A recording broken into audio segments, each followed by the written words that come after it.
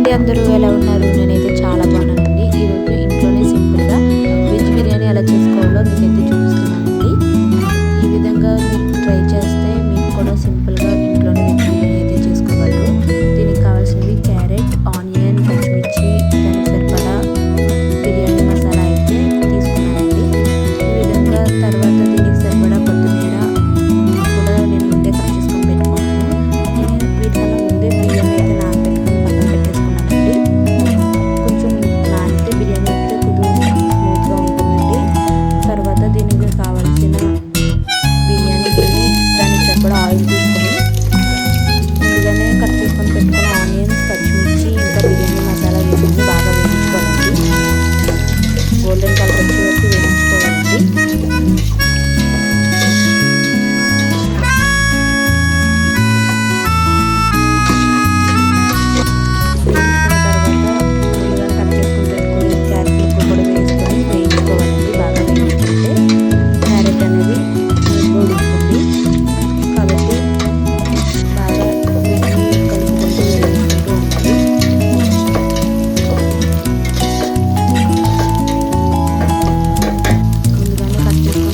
కొత్తిమీర కూడా వేయించుకోవాలి.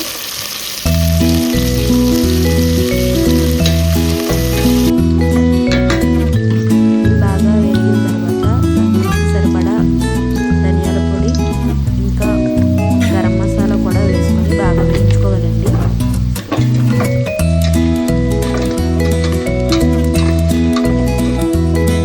బాగా వేగిన తర్వాత సరిపడా కారం కూడా వేసుకొని వేయించుకోవాలండి.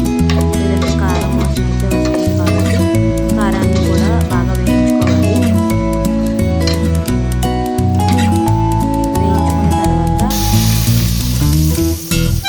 నేనైతే రెండు గ్లాసుల బియ్యం అయితే తీసుకున్నాను కాబట్టి 4 గ్లాసుల వాటర్ అయితే వేసుకుంటున్నాను.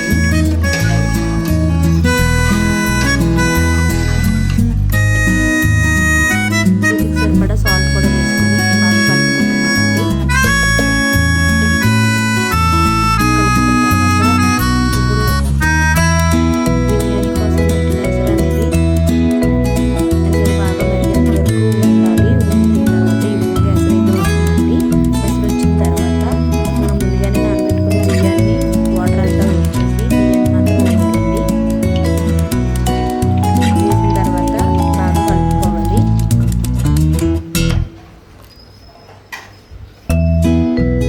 అన్నం ఉడుకుతూ వాటర్ అయితే తగ్గుతూ ఉంటుంది. మధ్యలో మధ్యలో కలుపుకుంటూ ఉండాలి. మనం ముందుగానే బియ్యం నానబెట్టుకున్నాం కాబట్టి కొద్దిగా నెమ్మదిగా కలుపుకోవాలండి, లేదంటే బియ్యం అయితే విరిగిపోతుందండి. ఈ విధంగా అన్నం అయితే ఉడుకుతూ వాటర్ అయితే తగ్గుతుంది. మధ్యలో మధ్యలో బియ్యం ఉడికిందా లేదనేది కూడా మనం చెక్ చేసుకుంటూ ఉండాలండి. కొత్తిమీర కూడా కొంచెం వేసుకొని నేనైతే కలుపుకుంటున్నాను.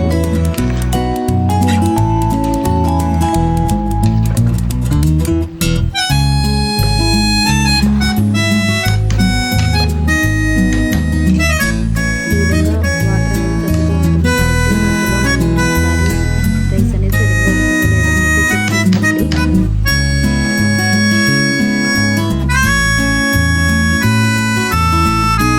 కొంచెం పొడిగా ఉంది కాబట్టి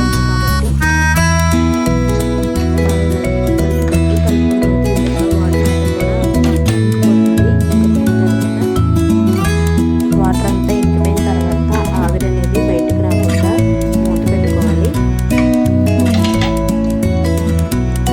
ఆవిరి బయటకు రాకుండా మూత పెట్టుకుంటే ఆ ఆవిరికి బిర్యానీ అయితే బాగా మగ్గుతుందండి. సిమ్లో లో ఫ్లేమ్లో పెట్టుకొని 5 నిమిషాల పాటు లో ఫ్లేమ్లో పెట్టుకున్న తర్వాత 1 నిమిషం పాటు హై ఫ్లేమ్లో పెట్టి స్టవ్ అయితే ఆఫ్ చేసుకోవాలి.